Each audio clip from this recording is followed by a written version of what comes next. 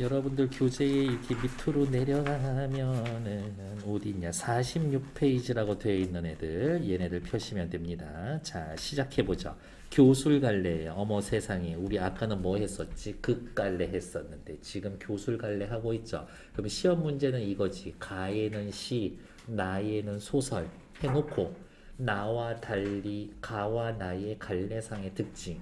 1번 가는 나와 달리, 2번 가와 나는 모두, 뭐 3번 나는 가와 달리, 이런 식으로 나온다라는 거지. 그러니까 지금 여러분들 보고 있는 프린트 교재에 뭐뭐뭐뭐 갈래의 이해 글의 특징, 얘네들은 전부 다 암기해 두셔야 한다라는 것들.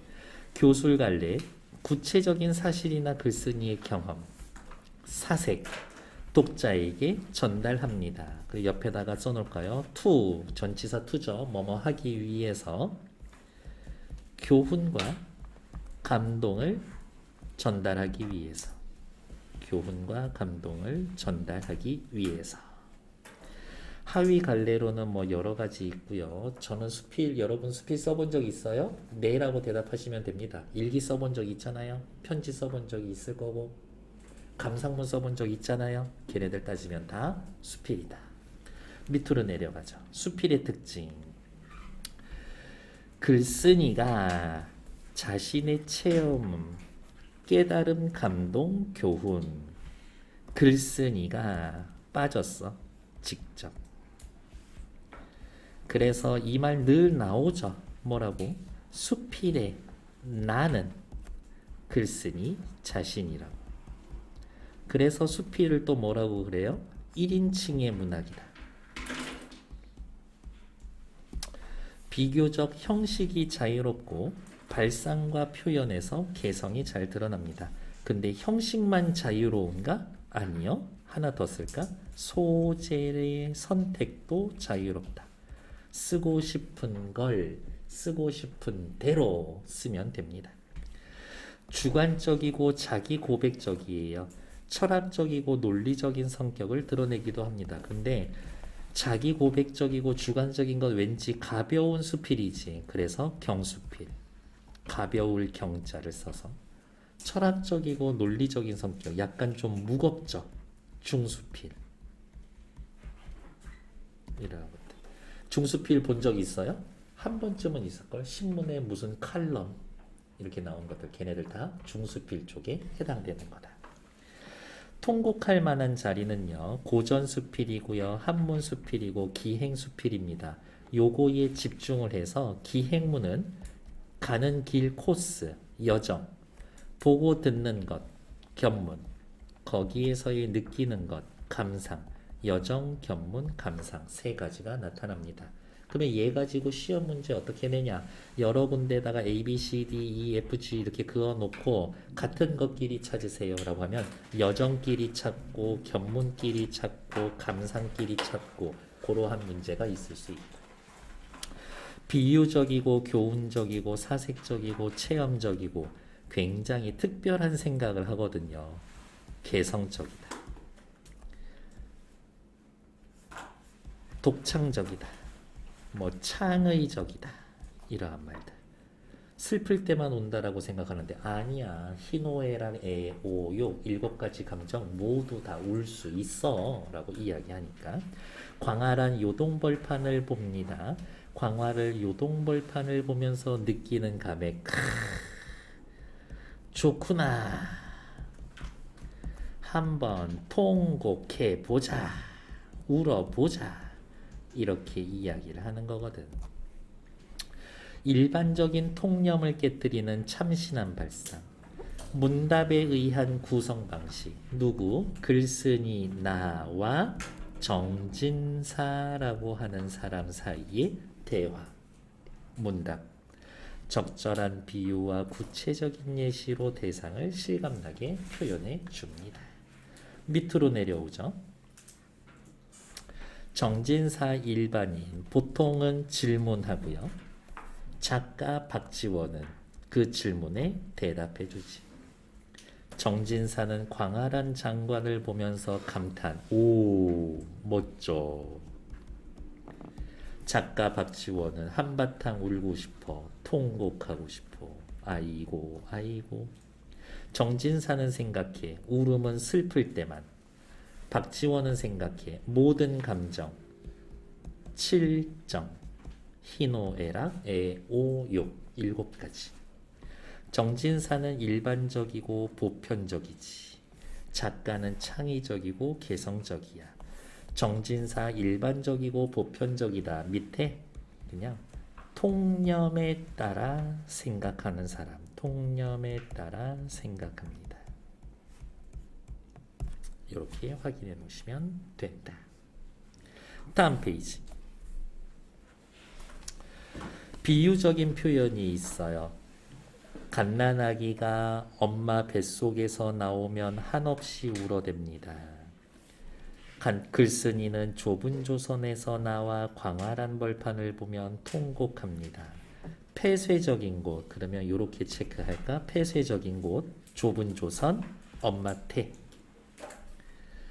넓은 세상으로 나옵니다. 광활한 벌판을 봅니다. 어미 태에서 나옵니다. 밑에다가는 세상에 나옵니다. 이렇게 같은 의미니까 찾아 놓으시자. 갓난아기는 한없이 울어대고 통곡하고 빨간색 체크죠. 새로운 것을 접한 기쁨이 극에 달해서 통곡한다. 갓난아기들 왜 우나요? 박지원 씨 물어보면 세상에 태어난 게 너무 즐겁고 신나서. 이렇게. 슬퍼서 우는 거 아니나요? 아니지. 작품에 드러난 작가의 개성, 수필은 개성적이라고 했기 때문에 별표. 문답의 방식을 씁니다. 참신한 비유를 쓰고요. 새로운 발상을 합니다. 특히 새로운 발상 이 부분이 중요하다. 밑으로 내려가서 웃음과 울음은 어때? 박지원 씨는 생각해. 웃음이나 울음이나 둘이 똑같아. 같은 거야. 왜? 지극한 감정에서 터져 나오는 거거든.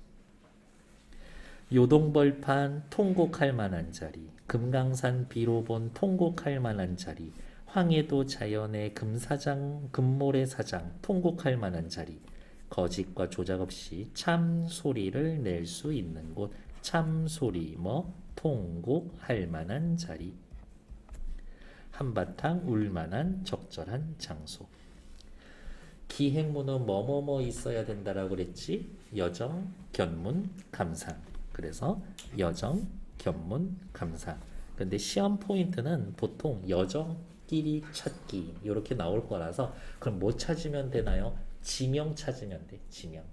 그러면 여정, 견문, 감상 중에 여정은 쉽게 찾을 수가 있다. 됐고 뭐 나머지 읽어보시면 됩니다. 다음 페이지. 7월 초파일 갑신일 날씨 맑다. 기행문의 요소는 아니지만 기행문으로서의 특성은 드러나 있지. 기행문의 요소 3요소는 아니야. 정사와 한 가마를 타고 정사 같이 간 사람. 일반적 사고를 하는 사람. 가마를 타고 다니는 거죠. 글쓴이의 신분을 짐작할 수 있지. 삼류하를 건너 냉정에서 조반을 먹었다. 삼류하 지명, 냉정 지명. 그러니까 여정이라고. 여정. 여정이 근데 무슨 뜻이에요? 코스, 코스. 영어에 COURSE 코스. 코스 이거 맞냐? 스펠링? 아 정말 우리 서로 난감한 상황이 벌어졌죠. 코스. 난 맞는 것 같은데 이렇게.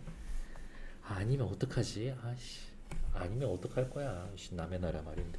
쥐들은 10여리를 가다가 산기슭을 하나 돌아 들어갔더니 태복이라는 놈이 이런 거야. 글쓴이가 가마 타고 가고 있어. 가마 타고 이렇게 가고 있지. 근데 저쪽에 이렇게 산이 하나 있어서 길이 이렇게 돌아서 가야 돼. 근데 정진사의 하인 태복이가 여기까지 먼저 가서 엄청 멋있는데 뭔가를 보고 미친 듯이 달려와가지고 우리한테 얘기해 주는 거죠. 큰 소리로 외치기를 백탑이 현신하였기에 백탑이 현신 자신의 모습을 드러냄. 백탑이 자신의 모습을 드러냈습니다. 이것을 아뢰나이다. 알려드리겠습니다. 백탑이 모습을 드러냈다. 사람처럼. 의인법. 주객이 전도된 표현. 보이는 거지 지가 지 모습을 드러내는 거 아니지. 그래서 주객이 전도된 표현이다. 됐을까? 소풍을 갔는데 내가 길을 잃어버려서 친구들 25명하고 떨어졌지. 그래서 내가 얘기합니다. 아, 이씨, 나머지 놈들 다 길 잃어버렸나 보네. 얘네들 다 어디 간 거야, 멍청이들. 이러고 있는 거지. 여행으로 인해서 들뜨고 흥겨워하는 태복이. 태복이 신났어. 왜? 이렇게 멋있는 거 처음 봤거든. 태복은 정진사의 마두다. 산기슭이 가로막고 있어 백탑이 보이지 않기에 말을 급히 몰아서 수십 보를 못 가서 겨우 산기슭을 벗어났는데 아까 요렇게 되어 있는 데에서 이제 요렇게 돌아서 갔는데 눈앞이 어질어질 하더니 호련히 검고 동그란 물체가 오르락내리락 한다. 왜? 너무 넓어서 현기증이 날 것 같다. 심리적 충격을 받았어. 여러분들 바닷가에 가서 수평선은 본 적은 있어도 우리나라에서 지평선 보기는 어렵지. 그렇죠.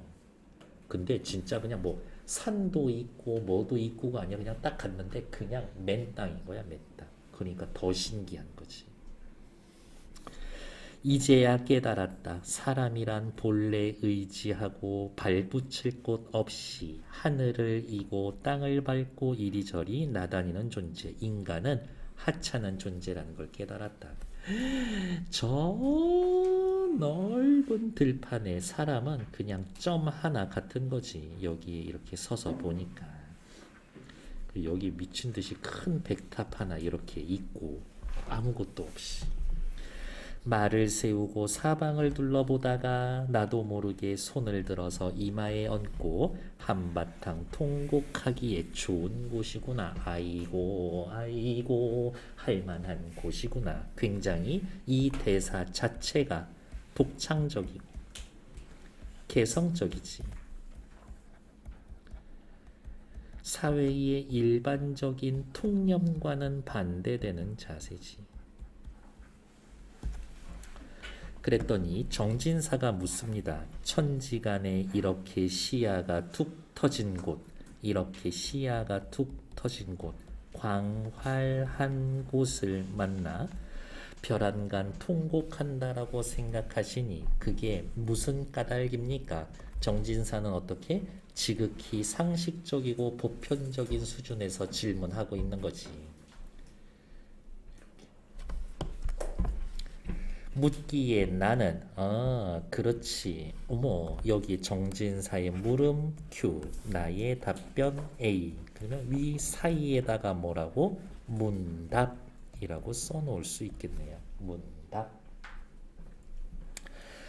그렇긴 하지. 그러나 천고의 영웅은 잘 울고 미인은 눈물을 많이 흘렸다라곤 하지만 기껏 소리 없이 눈물이 두어 줄기 옷깃에 굴러떨어질 정도에 불과했었지. 그 울음소리가 천지 사이에 울려 퍼지고 가득 차서 악기에서 나온다라는 소리는 들어본지를 못했어.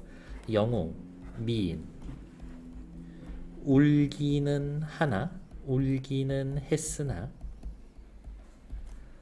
통곡하지는 않았다. 울기는 했지만 통곡하지는 않았다. 왜? 진짜 통곡할 만한 자리를 얻지 못해서. 사람들은 칠정, 이제 그냥 평생 살면서 써먹을 단어니까 쓸게요. 희, 노, 에, 락, 에, 오, 욕. 기쁨, 분노, 슬픔, 즐거움, 사랑, 증오, 미움, 욕망.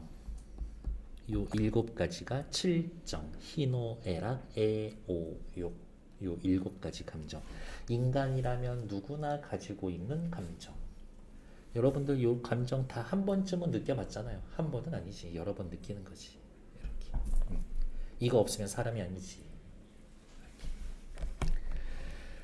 자, 이제 색깔 좀 구분을 할게요. 보통 사람들은 슬픔만 울음을 유발한다 라고 알고, 박지원 씨의 생각은 칠정이 모두 울음을 자아내는 줄은 모른다. 칠정이 모두 울음을 자아낸다. 여기까지. 요거는 박지원 씨. 박지원 씨 생각 전부 다예요. 귀찮아, 저기 지저분해져도 다 밑줄 글 거예요. 기쁨이 극에 달하면 울음이 나고, 분노가 극에 치밀면 울음이 나고, 즐거움이 극에 치라면 울음이 나고, 사랑이 극에 달하면 울음이 나고, 미움이 극에 달하면 울음이 나고, 욕심이 극에 달아도 울음이 난다. 말 엄청 어렵지만 칠정 모두 울음을 만든다. 막히고 억눌린 마음을 시원하게 풀어버리는 데는 소리를 지르는 것보다, 소리를 지르는 것, 통곡하는 것보다 더 빠른 방법은 없다. 즉, 통곡하면 마음을 시원하게 풀어낼 수 있다. 통곡하면 마음을 시원하게 풀어낼 수가 있다. 통곡 소리는 천지간의 우레와 같아서 통곡 소리, 천지간의 우레, 지극한 감정에서 터져나오고, 터져나온 소리는 사리에 절실하다, 이치에 맞다. 사리에 절실하다. 그거 통곡하는 건 이치에 맞다. 울음소리와 웃음소리와 뭐가 다르겠는가? 내가 봤을 땐 통곡하는 거랑 웃는 거랑 똑같아, 이거야. 얘네들 다 같은 거다. 사람들이 태어나서 사정이나 형편이 이런 지극한 경험을 겪어보지 못하고, 자, 일반 사람은 요 색깔이었죠? 일반 사람들은 저 색깔이었어. 칠정을 교묘하게 배치하여 슬픔에서 울음이 나온다고 짝을 맞추어 놨다. 그래서 초상이 나면 억지로 아이고 하는 소리를 낸다. 일반인들은, 보통 사람들은.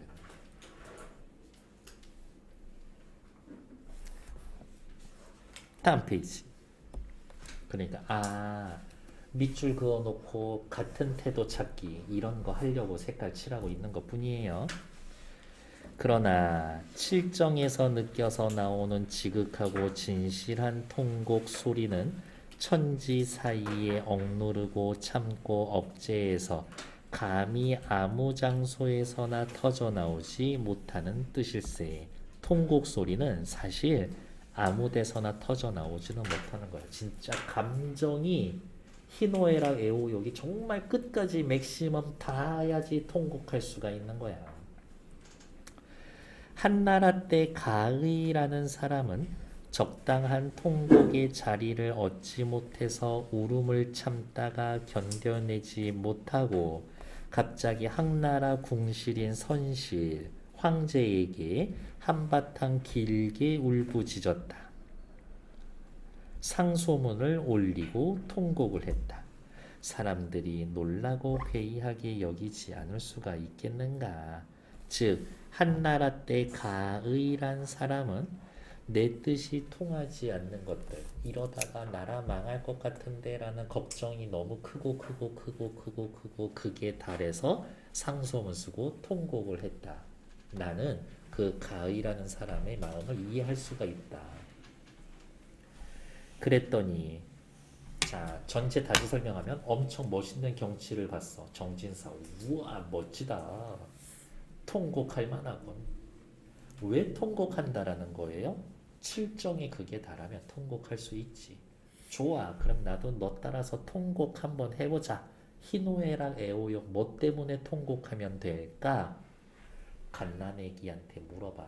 갓난아기는 세상에서 태어나면 처음 세상을 보고 자신을 사랑해줄 부모를 보니까 기뻐서 통곡하는 거지. 그러니까 기뻐서 통곡하면 되나요? 그렇지. 이제 대화는 그렇게 흘러갈 거라고. 지금 여기가 울기 좋은 장소가 저토록 넓으니 정진사가 나 또한 그대를 쫓아 한바탕 울고 싶군. 칠정 가운데 뭘 가지고 울까요? 라고 물어보고 또 대답해주고 문답. 그래서 나는 이야기를 하죠. 박지원 씨가 이야기를 합니다. 그건 갓난아이에게 물어보게. 갓난아기가 처음 태어나 칠정 중 어느 정에 감동해서 우는가? 갓난아기는 어디가 있어? 죄송해요. 박지원 씨는 보라색이었죠. 갓난아기는 처음으로 해와 달을 보고 그 다음에 부모와 앞에 꽉 찬 친척을 보고 즐거워하고 기뻐하지 않을 수 없을 것이다. 태연이 이런 기쁨과 즐거움은 늙을 때까지 두 번이 없다. 슬프거나 화낼 이치가 없고 마땅히 즐거워하고 웃어야 할 것이 아닌가. 그런데 도리어 한없이 울어대고 분노와 한이 가슴에 꽉 찬 듯이 행동한다라는 거야. 근데 실제로는 분노와 한이 있는 거 아니야. 박지원은 그렇게 생각했어. 이를 두고 일반인들은 신성하게 태어나거나 어리석거나 평범하게 태어나거나 모두 죽어 세상의 허물과 근심을 겪게 되어 있어. 갓난아기는 태어난 걸 후회해서 자신을 위로하는 거다 라고 하는 건 보통 사람들의 생각. 어차피 나 죽을 건데 왜 태어났어? 슬퍼서 운다. 이거는 보통 사람들의 생각. 그건 갓난아이의 본 마음을 참으로 이해하지 못하는 것일 때. 그러면 갓난아이의 본 마음은 뭔데? 즐거움, 기쁨. 즐거움. 자, 이제 비유적인 표현이에요.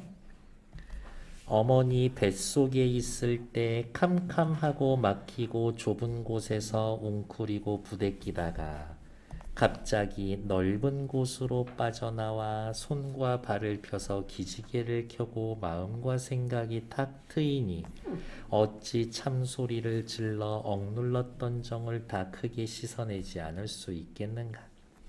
그러므로 거짓과 조작이 없는 참소리를 응당받는다면 얘는 다른 색깔로 칠할게요. 지금 박지원 선생은 어디에서 울만하다고 하고 있어? 요동벌판에서 울만하다고 하고 있어. 그러면 또 울만한 데 있나? 추천해 줄게. 금강산 비로봉 가면 통곡할 만해. 멋있어. 황해도 장현의 금모래사장 거기 가도 통곡할 만해. 이거지. 그럼 옆에다가 이렇게 써야 되겠지. 비슷해. 어디랑? 요동벌판이랑.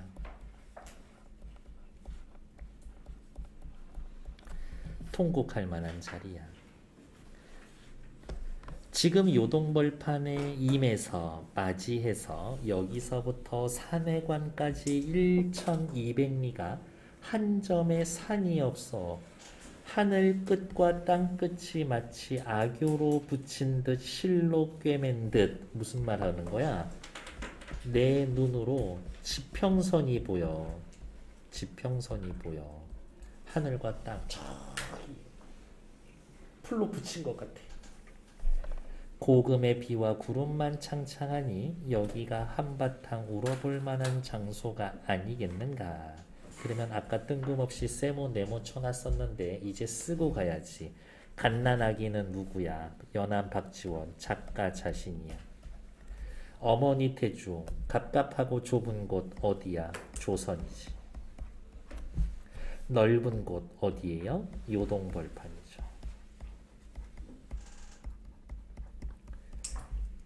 거기에서 빠져나오니까 너무 즐거워, 기뻐. 그래서 통곡할 거야. 라고 얘기하는 거죠. 한낮에는 매우 더웠다. 말을 달려 여기 봐. 고려총 아미장 지나 길을 나섰다. 이건 여정이지. 옛 요동으로 들어갔다. 요동. 여기도 여정이죠. 번화하고 풍성하기는 10배쯤 되니 따로 요동기에 써놓았다. 번화하고 풍성한 거 봤죠? 견문이지. 서문을 나서서 백탑을 구경하니 서문은 여정이죠. 백탑을 구경했다. 견문이지. 그 제조의 공교함과 화려하며 웅장함이 요동벌판과 맞먹을 만하다. 얘는 감상이죠. 여정견문 감상이 다 있다. 뒤에 백탑에 대해서 내가 따로 한 챕터를 해서 써놨어. 자, 사람들 뒤에 백탑이 궁금하면 뒤에 백탑기라는 파트 읽으면 돼 라고 안내해주고 있다. 다음 페이지. 오케이. 설명은 다 마무리가 됐습니다.